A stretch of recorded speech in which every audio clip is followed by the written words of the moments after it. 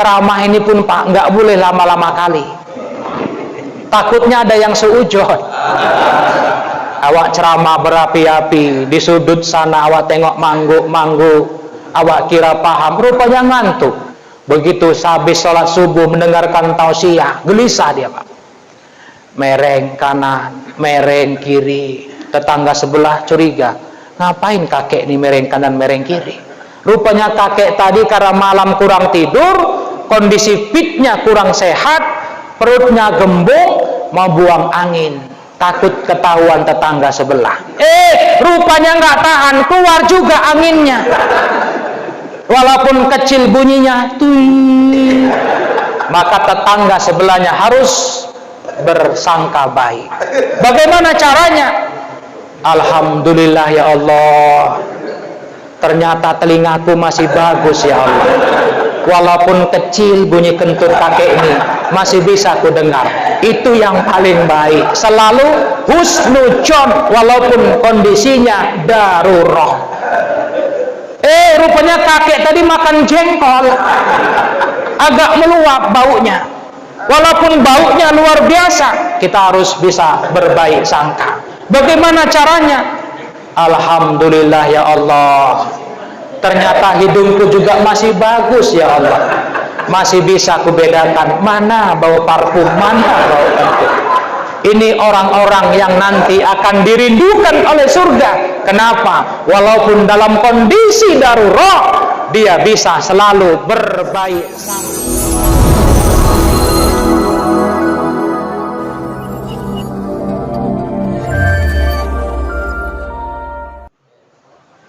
Assalamualaikum warahmatullahi wabarakatuh.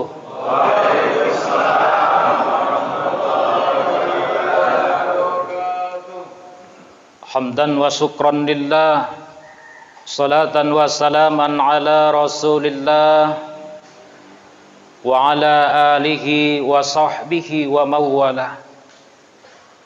Allahumma fasalli wa sallim ala man bihi uswatun hasanah wa ala alihi wa sahbihi wa mawala.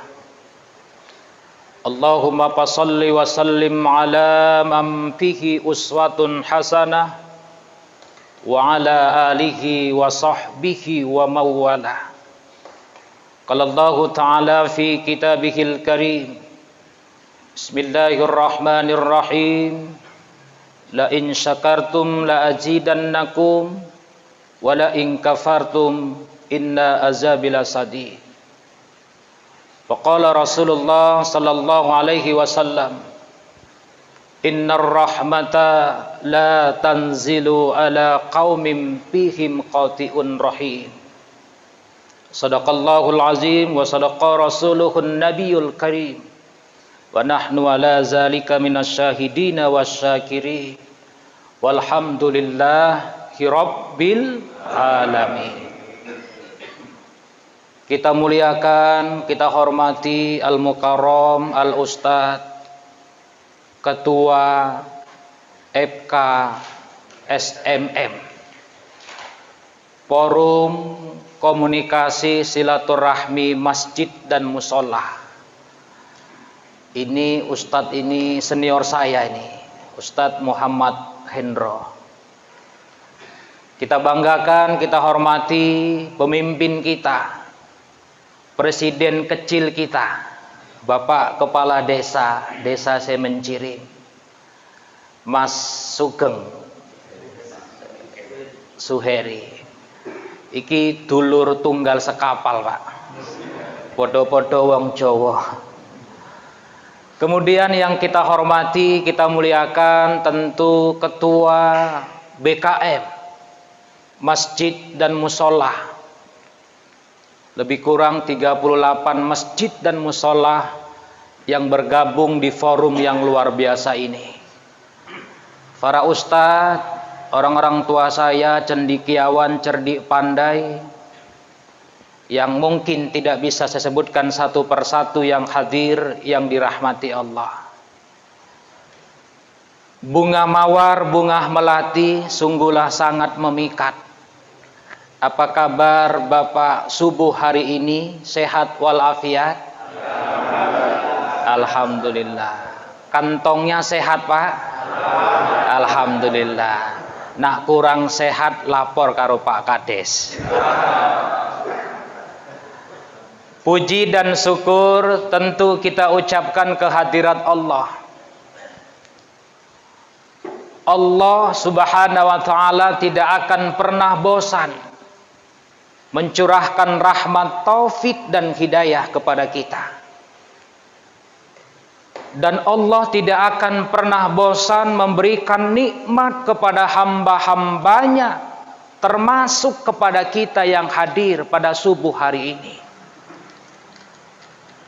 Salah satu nikmat yang sangat berharga dalam kehidupan kita, dan salah satu nikmat yang harus setiap saat kita syukurin, bahkan setiap detik kita syukurin, dan jangan pernah kita kufur akan nikmat itu. Sesungguhnya saudara-saudaraku yang dirahmati Allah, salah satu nikmat itu adalah nikmat kesehatan. Mengapa nikmat sehat ini merupakan nikmat yang sangat berharga dalam kehidupan kita? Mobil yang kita punya, rumah mewah yang kita punya, uang banyak yang kita punya, pangkat bahkan jabatan yang kita punya, semua itu tidak ada manfaatnya dalam dunia ini ketika sudah Allah cabut nikmat sehat dari badan kita. Oleh karena itu jamaah yang dirahmati Allah, dimanapun kita berada, dalam kondisi apapun, nikmat sehat ini harus setiap saat kita syukuri. Banyak umat Rasulullah yang terlena, mohon maaf, ketika masih muda, ketika masih kuat, ketika masih perkasa, lupa mensyukuri nikmat sehat yang Allah berikan kepada kita. Nanti suatu saat ketika sudah Allah uji, Allah titipkan penyakit asam urat kita kumat, baru mulai ngadu sama Allah.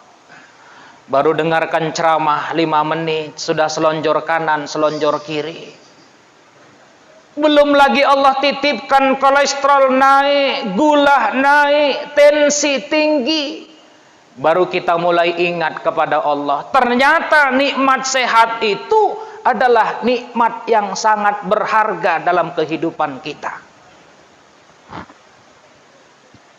Makanya saudara-saudaraku yang dirahmati Allah, di dunia ini tidak ada yang perlu kita sombongkan. Pangkat, jabatan itu amanah dari Allah. Suatu saat Allah akan ambil jabatan kita. Maka dimanapun kita berada, jangan lupa untuk mensyukuri nikmat yang Allah berikan kepada kita. Maka dalam tasakur kita kepada Allah, ada 3 hal yang harus kita garis bawahi. Apa yang kita mau di dunia ini, apa yang kita inginkan di dunia ini, sesungguhnya semua itu mutlak miliknya Allah. Maka dalam tasakur kita ada 3 yang harus kita garis bawahin. Yang pertama, kalau seandainya kita mau, Allah tidak mau, mustahil akan terjadi. Paham Bapak kira-kira? Kita mau, Allah belum mau, sampai kapanpun tidak akan terjadi. Maka jangan pernah kita berburuk sangka sama Allah. Ketika yang kita mau di dunia ini, tapi kalau Allah belum mau, mustahil akan terjadi.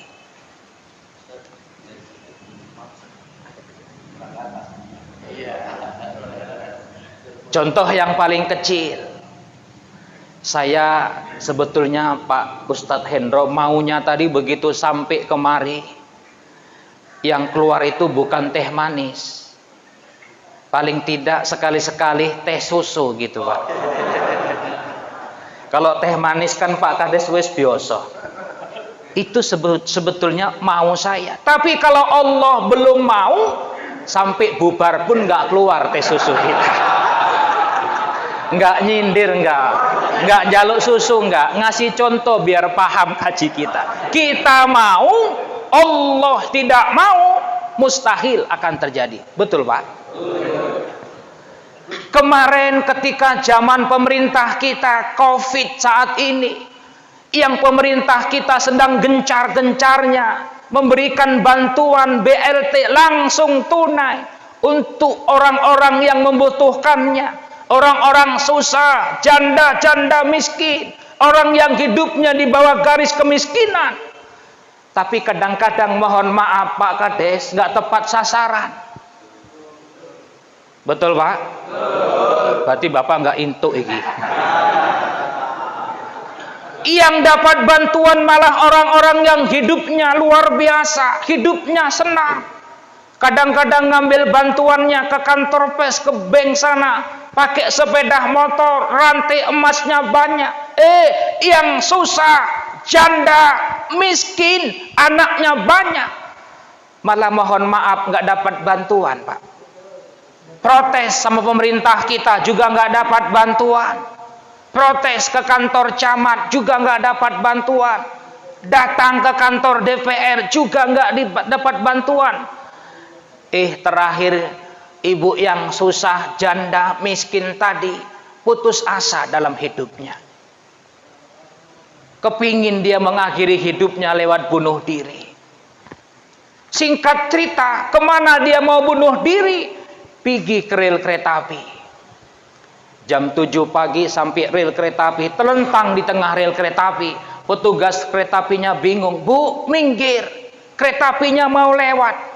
Ibu tadi santai, nggak apa-apa Pak, saya mau bunuh diri. Mau kemanapun ibu ini bunuh diri, kalau Allah belum mau, sampai kapanpun ibu ini tidak akan mati. Akhirnya kereta apinya lewat dari arah Medan ke kota Binjai.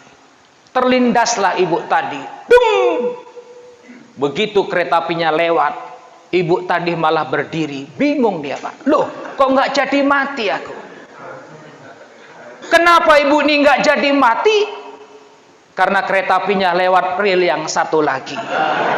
Niatnya mau bunuh diri, kalau Allah belum mau, mustahil akan terjadi. Kita mau, Allah belum mau, sampai kapanpun tidak akan terjadi.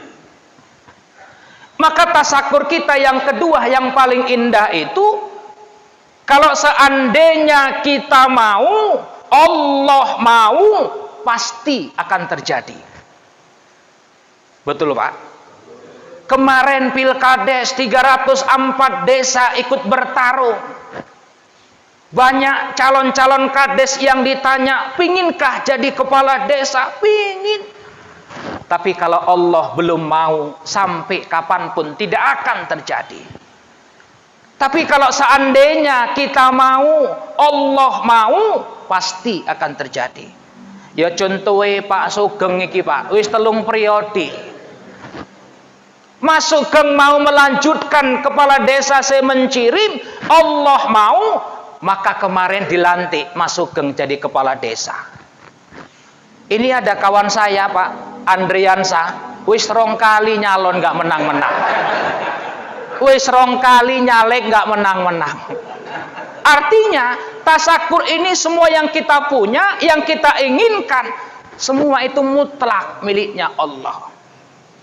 Tapi yang ketiga, kalau seandainya Allah mau, kita tidak mau, pasti akan terjadi. Kalau Allah mau, kita tidak mau, pasti akan terjadi. Kemarin Pak, sebelum Idul Fitri, banyak saudara-saudara kita yang sebelum merayakan Idul Fitri dijemput oleh Allah. Inna lillahi wa inna ilaihi raji'un. Bahkan tidak ada sakit, sehat walafiat.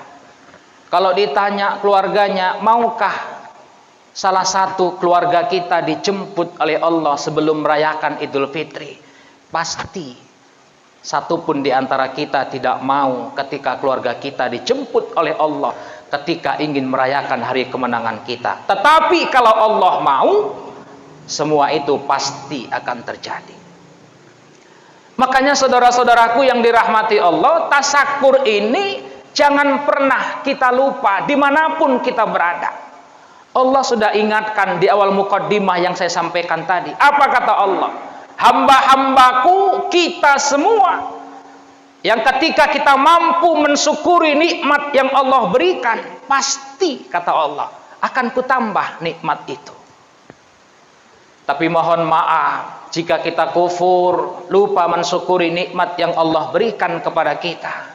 Jangankan aku tambah kata Allah, malah sesungguhnya ajabku sangatlah pedih.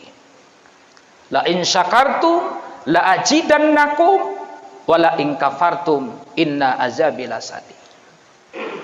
Makanya saudara-saudaraku jamaah yang dirahmati Allah, cara mensyukuri nikmat Allah itu kata Rasulullah harus dari mulai yang kecil. Man la yaskuril qalil la yaskuril kasir, kata Rasul. Kalau kita ini bapak saudara-saudaraku mohon maaf tidak mampu mensyukuri nikmat dari yang qalil, yang kecil, maka jangan harap kita bisa mampu mensyukuri nikmat yang kasir, yang besar. Maka ketika kita mensyukuri nikmat Allah dari yang kecil, Allah sudah janjikan pasti akan Allah tambah nikmat itu. Maka jangan pernah kita kufur akan nikmat yang Allah berikan kepada kita. Insya Allah ketika kita mampu mensyukuri nikmat itu, maka Allah akan tambah nikmat kepada kita. Salawat dan salam kita sampaikan kepada baginda Rasulullah Muhammad sallallahu alaihi wasallam. Mudah-mudahan kita semua yang hadir, saudara-saudaraku, orang-orang tuaku, jamaah masjid dan musholla, yang setiap saat kita basahin bibir kita untuk mengingat baginda Rasul lewat berselawat kepadanya, insya Allah kita nanti termasuk umatnya yang kelak mendapatkan syafaatnya. Amin ya rabbal alamin.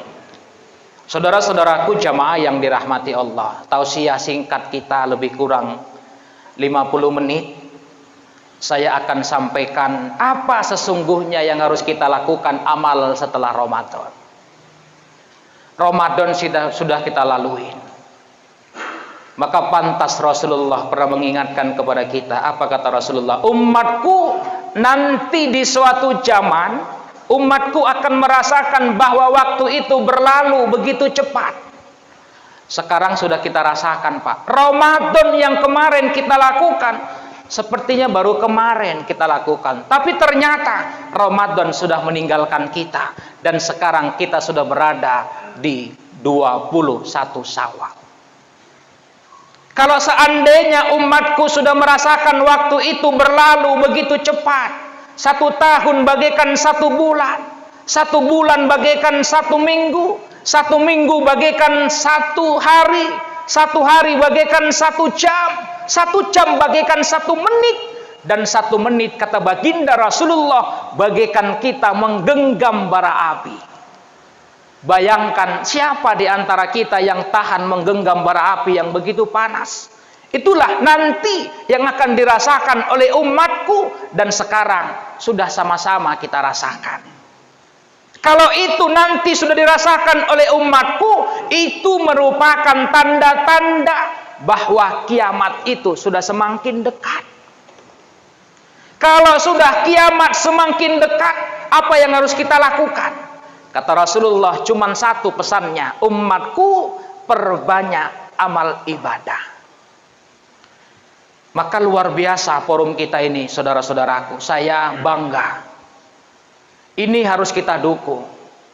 Seharusnya pemerintah kita ini harus mendukung forum yang dilakukan, yang digagas oleh Ustadz Hendro. Kenapa? Karena ini termasuk salah satu visi misi Pemkab kita, salah satunya religius. Ketika kita sebulan sekali mengadakan kajian subuh akbar, paling tidak camat bisa hadir, Pemkab mendukung program ini luar biasa. Kenapa? Yang kita lakukan inilah yang diisyaratkan oleh Rasulullah, yang disunahkan oleh Rasulullah, yang luar biasa manfaat dan faedahnya yang kita lakukan. Maka Rasul pernah mengingatkan dalam hadisnya. Apa kata Rasulullah? La antahdu wa fata'allama ayatam min kitabillah khairum min ibadati sana. Kata Rasulullah, barang siapa umatku yang melangkahkan kaki di waktu subuh maupun di waktu petang, kemudian mempelajari satu ayat dari kitab Allah, mendengarkan tausiah, mendengarkan ceramah walaupun cuman singkat, apa yang kita dapatkan? Khairum min ibadati sana. Yang hadir pada subuh hari ini, yang datang mendengarkan tausiah, mempelajari satu ayat dari kitab Allah, ini kata Rasulullah, lebih baik kita melakukan ibadah setahun lamanya. Jadi pahala Ustadz Hendro ini luar biasa menggagas forum ini. Di samping jamaah mendapatkan pahala yang luar biasa, maka penggagasnya ini juga luar biasa. Yang Allah berikan faedah. Insya Allah kita doakan Ustadz Hendro sehat walafiat untuk bisa memimpin forum yang luar biasa ini. Apa yang harus kita lakukan setelah Ramadan? Ada amalan-amalan yang dianjurkan oleh Rasulullah. Apa amalan itu? Salah satunya amalan yang ditekankan oleh Rasulullah setelah kita Ramadan, tidak lain tidak bukan silaturahmi. Maka forum ini juga termasuk menjalin silaturahmi di antara kita. Apa manfaat silaturahmi yang kita bangun? Luar biasa Bapak Ibu. Maka Allah mengingatkan dalam surat Al-Imran, duribat alaihimul jillah. Suatu saat nanti kita-kita ini akan merasa dihinakan oleh Allah. Ainama sukifu, dimanapun kita berada. Bagaimana supaya kita tidak akan dihinakan oleh Allah? Ada dua perintah Allah yang harus kita jalankan dalam kehidupan ini. Apa yang dua itu? Pertama, bihablin minallah. Apa yang dimaksud dengan bihablin minallah? Tidak lain, tidak bukan, jaga hubungan baik kita kepada Allah lewat ibadah kepadanya. Apa ibadah yang harus kita jaga? Pertama adalah ibadah sholat.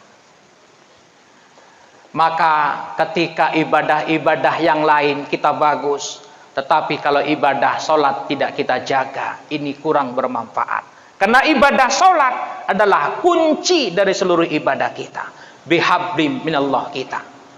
Cukupkah dengan kita menjaga hubungan baik kepada Allah, kita tidak akan dihinakan oleh Allah? Belum. Ini mohon maaf jamaah yang dirahmati Allah, banyak orang yang salah tafsir. Begitu ibadahnya bagus, tahajud malam tidak pernah tinggal, puasa Senin Kamis dia lakukan, sholat duha terus dia lakukan. Tetapi perintah Allah yang kedua tidak dia jalankan, ini juga orang yang masih akan dihinakan Allah. Apa itu? Jaga hubungan baik kita kepada sesama manusia. Bihablim minannas kita. Apa yang dimaksud dengan bihablim minannas? Silaturahmi kuncinya. Maka silaturahmi ini luar biasa manfaatnya.